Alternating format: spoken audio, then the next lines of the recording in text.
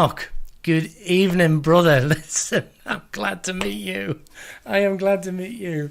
I just want to say why I'm excited, because we know we've had lots of date setting happening in the last, since 2017. YouTube has escalated, hasn't it? And I've been as keen as everybody else. I want to go home, you know. I want to go home. But what came to me lately in my open vision is what I call it, and I'll explain it again for those who've heard it. I was a choir of the Lord, going through a difficult time, a social media difficult time, and people know what I'm talking about who know me. And it was a very difficult time, and we were going over a doctrine that was about, at the time, and still is, but I had to know from the Lord, was that true? And I was here till 3 o'clock in the morning, near in tears, wanting to know. So I inquired of him that night, okay? And he answered it. He didn't give me the answer. You know how the Lord works. He gave me books to read, okay, on the shelf, books to read. And it answered it in full for me. I did the homework. And then the next question was, cheekily, can you tell me when you're coming for the bride? I think that's the exact words. It was them words. I've got that written so I can't misinterpret it. And on my way to school, a lot of people know this now, on my way to school, my son's school, running my son to school, the words Rosh Hashanah kept going. I'd inquired the night before, and then the next day, Rosh Hashanah, Rosh Hashanah. I'd always referred it to trumpets. So Rosh Hashanah was not a word I was familiar with, for want of a better explanation. But there it was, banging away, 7 minutes there, to almost singing it, 7 minutes back. And to rushing in the house and writing it down, and then coming up to study exactly what that feast was. So I had Rosh Hashanah. Now the thing is, that was before 2020 Rosh Hashanah. It was about June last year. Okay, so, and that came and went. And I did ask him the next day for the day and the hour, and I didn't get it. Guys, don't slaughter me. I didn't get it. Okay. I do not know the day nor the hour. That's a fact as I stand here today. But I cannot dismiss Rosh Hashanah. And then all of a sudden, things started coming together. That's why I'm with Mark tonight. Brenda Waltner put out a video, which made a lot of sense. Tim Henderson had a dream and a vision, which we can check, because one first part is on the 4th of July, so we can take it or leave it. And then I was watching Paul Begley, and our Mark was on it. And it's blown me away. And I'm just going to hand over to Mark for the next period of time until he's burnt me out. I've got notes, Mark, but I just want to say, I've met Mark before on Sid Roth's show because I bought one of his books. That was about a year ago, I think, Mark. Wasn't it? About a year Yeah. ago. Yeah. That was about it. So I know of Mark, but I never tied it to this. Mark, please explain the moons. Please explain Rosh Hashanah to me. I'm going to hand it to you, brother. Well, let me just say one thing that's fascinating. Rosh Hashanah is a feast that is known as the feast where no one knows the day or the hour. Yes. Yes. Because no one knows when it was going to begin. It was cited, the new moon, and had to have 2 witnesses. And see, most of the other feasts are in the middle of the month. Passover on the 14th, 15th, Tabernacles 14th, 15th. Well, it's easy to know when the 14th is when you know when the 1st is. All right. It's 2 weeks later. Yes. But this being on the 1st, no one knew when it was going to begin because that had to be determined. Yes. Plus, it took 2 days. They would light fires on the mountaintops. So those in the diaspora or in Babylon, they're not going to know till they wake up and the day's half over. And so this is why they keep it for 2 days. And so it's a 2-day feast where no one knows the day or the hour it was going to begin. Plus, how can anyone know the day or the hour when at any one moment in time, there's 2 days going on in 24 hours? Exactly. What are you going to go by? And then when you say no one knows the day or the hour, Does that refer to when the Antichrist is revealed? Does that refer to when the tribulation begins? Does that refer to the catching away? I mean, there's a lot of events. So when you say, are you using that as a catch-all? That's right. You can't do that. No. But aside from that, where I always like to begin is in Genesis, because God said he declared the end from the beginning. So you can't know the end if you don't know the beginning. No. And the real problem is our English language, because whenever you know any other language, you lose things culturally. For example, in Genesis 1:14, when God creates the sun and the moon, guess what? The number one reason it says is for signs. That's right. That's for signals. Right. Well, that's referring to eclipses. And the reason why God uses them, they speak in every language. It doesn't matter what language you speak. It resonates. Yes. Okay. And then when it says for seasons, days, and years, the Hebrew word for season. Now, Pete, when you hear the word season, what do you think of? Spring, summer, winter. Fall. Right. Yeah. Now, when you think of a feast, what do you think of? Food. Yes. Well, guess what? The Hebrew word they translated as seasons in Genesis 1, the same word they translated as feast in Leviticus 23. Right. So which is it? Is it winter or, is it a turkey dinner? Okay. I mean, this is the problem with English. It literally doesn't mean either one. Basically, what the word really means is a divine appointment. In other words, this is when God is going to intersect human history. And so they were called not only for signs and seasons, they were also for days and years. Well, when it says days and years, it's not talking about Saturday. It's not talking about 2021. It's talking about Passover, Tabernacles, the Shemitah year, the Jubilee year. Okay, we go by the Gregorian pagan calendar that's based totally on the sun, but God said Israel had to go by both the sun and the moon, one to determine the years and one when winter, spring, summer, fall is for the moon. And so it's very important. In Leviticus 23 is where they are called the feasts of the Lord. And not only were they called feasts or celebrations, it says that they were to be dress rehearsals, basically, holy convocations. But in Hebrew, the word for convocation, mikra, implies it's a dress rehearsal for like a wedding. If you're going to be involved in a wedding, they often have a dress rehearsal. So what the feasts were, like Passover, it had to be done on the 14th of Nisan at evening, okay, between the evenings. Why did God do that? Because every year for 1,500 years, they went through the dress rehearsal of killing the Passover lamb at 3 p.m. Why? So that 1,500 years later, they have been rehearsing it, and now the reality takes place. Right. I mean, this was so important to God. If anyone who lost a child knows how horrible it is for a parent to lose a child. Well, here the father is about to lose his only begotten son. And so in Revelation, you're familiar with the verse where it talks about the lamb that was slain from the foundation of the world. That means it was all pre-planned.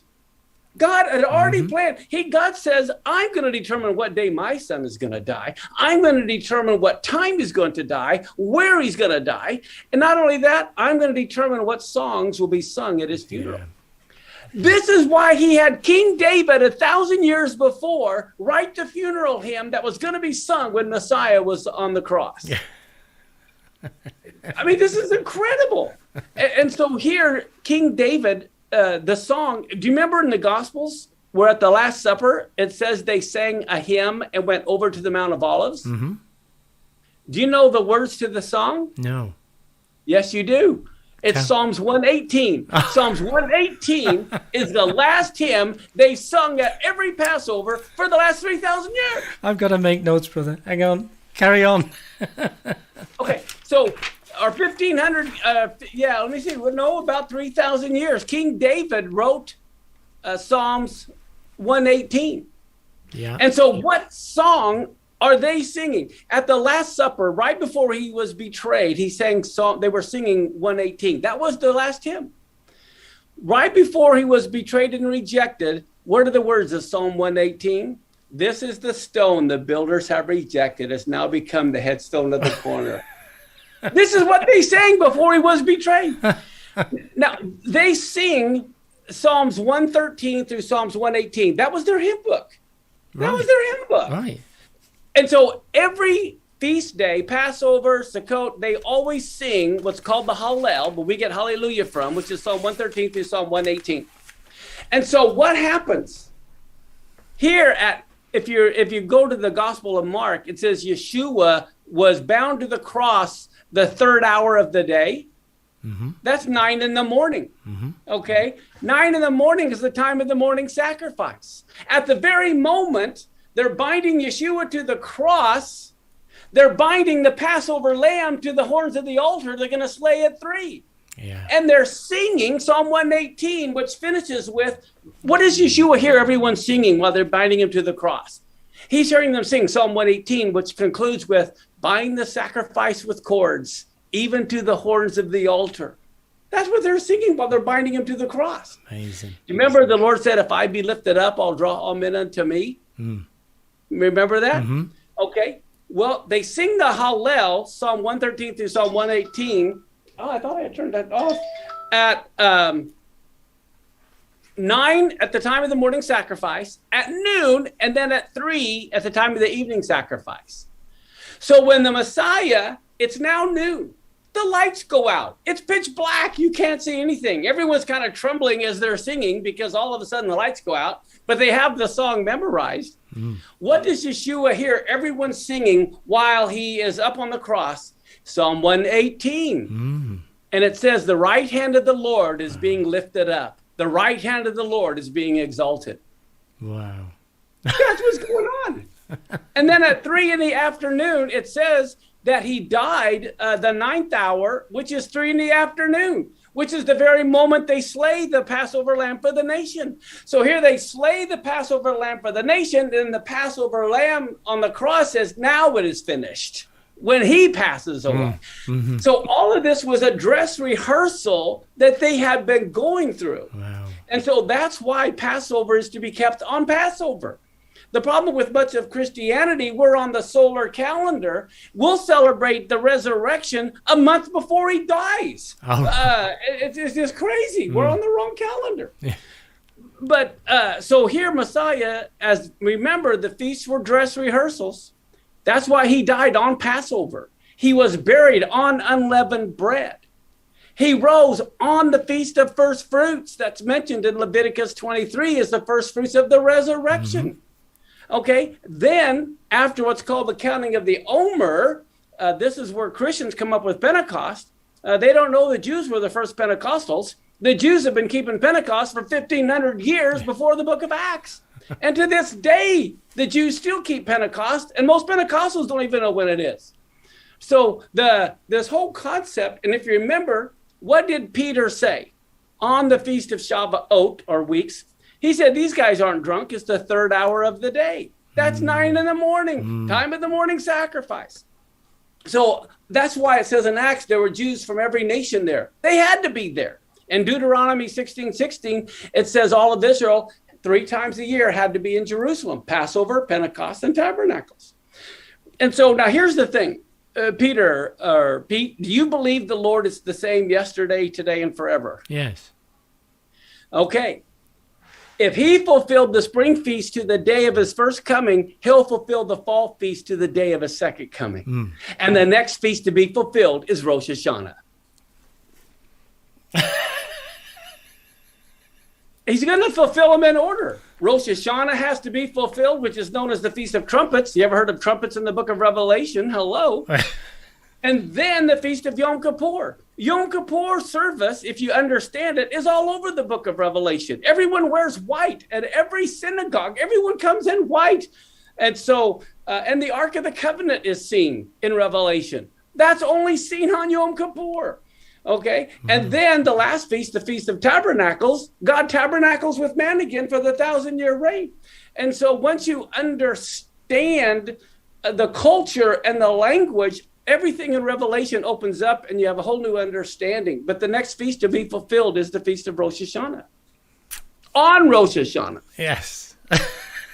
Now, you explained in great detail how the Israelites march out in order, Benjamin first, and you've sort of put all that together. I take it there's not a book on that yet, Mark? No? Well, I'm going to be speaking to about, 4,000 people here this weekend at a conference in Tennessee. And one of the things I'll be talking about is how they journeyed, because it is mind-blowing how that also was tied to the second coming of the Messiah. Right. That would be, I watched that, and that, what I've grabbed of that so far is amazing. Is absolutely amazing. Well, there's so much more. This may go over some people's heads, but if they go to our website, I'm going to be teaching on this, and we'll have it on our website. But the way they journeyed, they always, if you see Moses' tabernacle, they camped, the east side would go first. And they had to be organized. I mean, you got a couple million people packing up their bags and tents and leaving. They had to have their marching orders.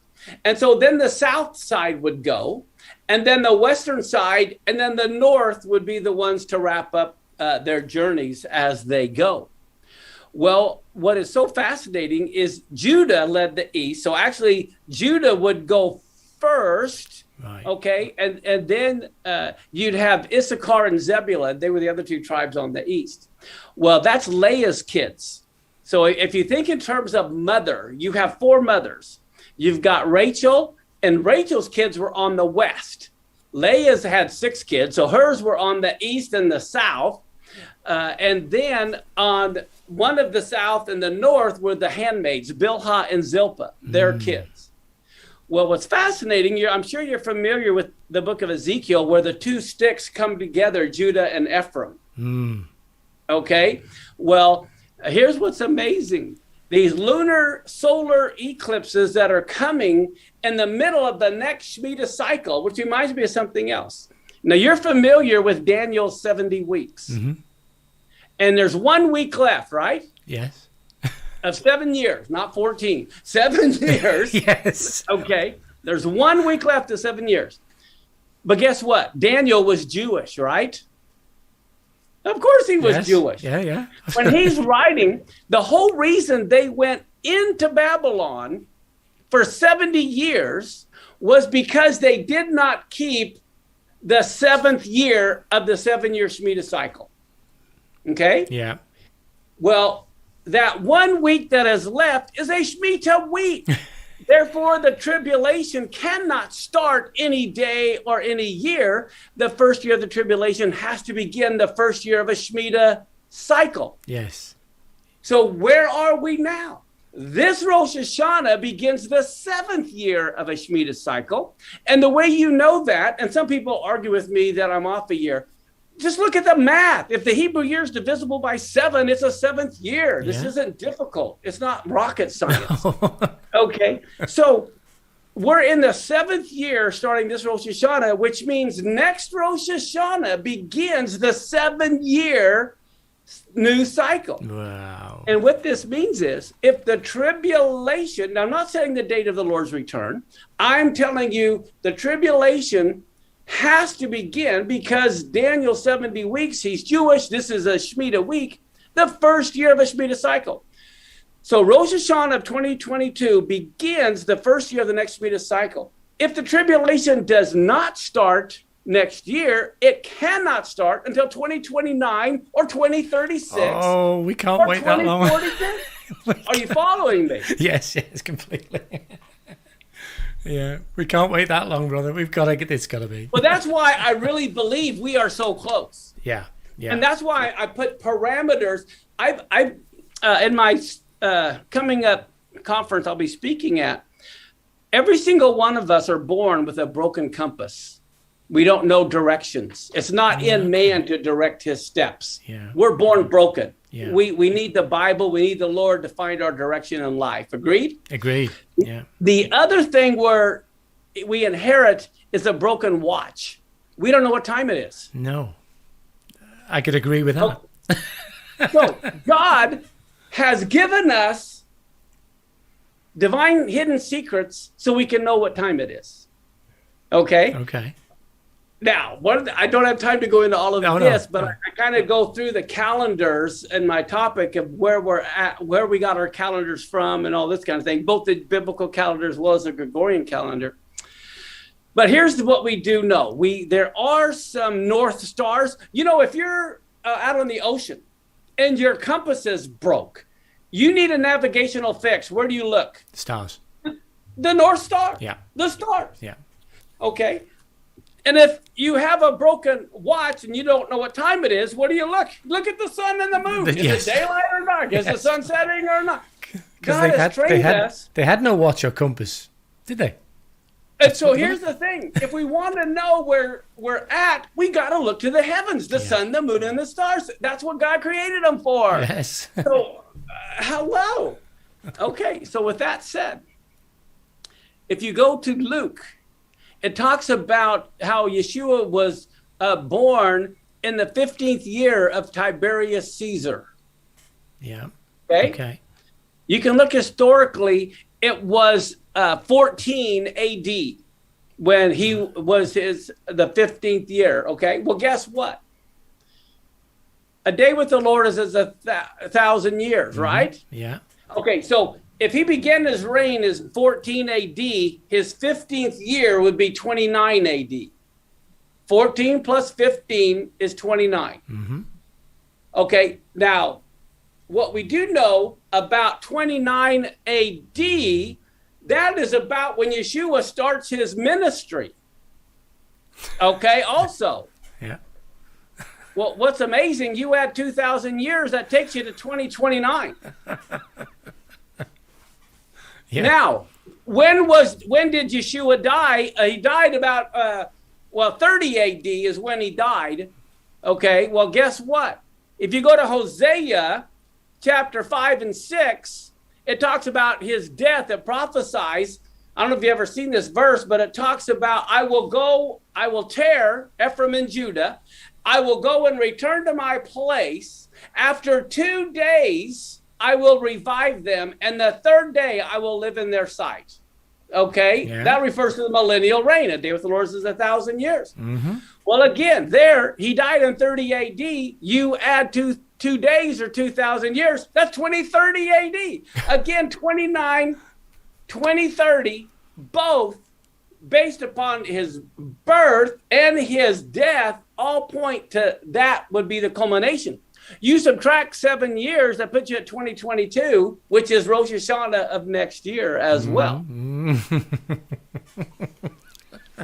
But maybe he was just saying, look, Rosh Hashanah. Okay, that's enough for now. Yeah.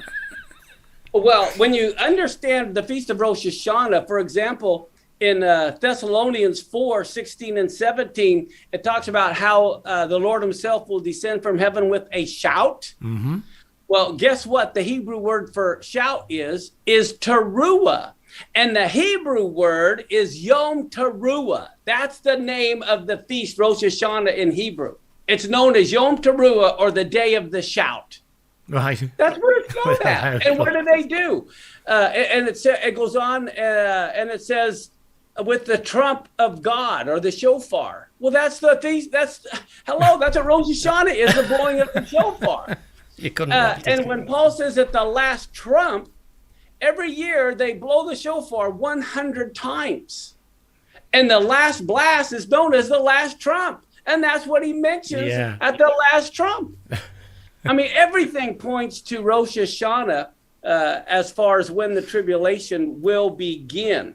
Now, what year of the 7-year tribulation I believe the resurrection of the dead will take place on Rosh Hashanah without a doubt. I don't know which year, but I do know that it'll happen on Rosh Hashanah. Yeah. Well, that was given to me. And again, he didn't say which one, you know? Right. So Right. we're looking. But we need to be awake and alert. That's the important thing. We need to be aware and get on God's calendar.